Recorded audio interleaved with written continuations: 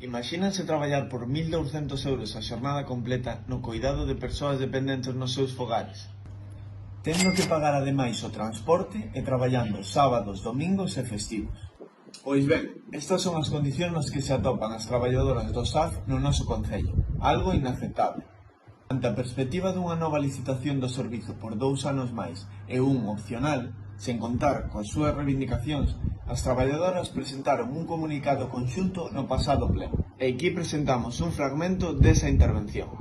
Outro goberno máis trae licitación a un prezo insuficiente por debaixo incluso do prezo de mercado. Prezo que non garante os dereitos laborais, actuando en contra da propia lei de contratación do sector público. Como xa comentamos, o cálculo do prezo está feito moi axustado, por debaixo dos concursos de outros concellos como Marín a 23,31, Bergondo a 22,27 e Carral a 23,03.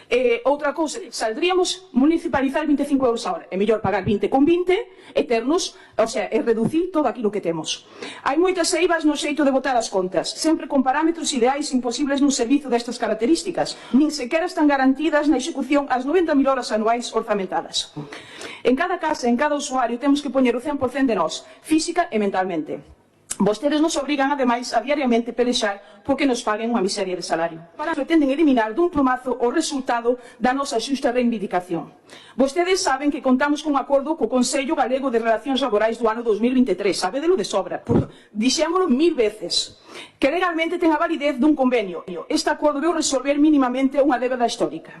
Este acordo mellora o pagamento dos complementos diarios de sábado, tarde, domingo e festivo e contempla un complemento de transporte diario de 2 euros, unha fortuna que conseguimos e ainda así non lo queren quitar.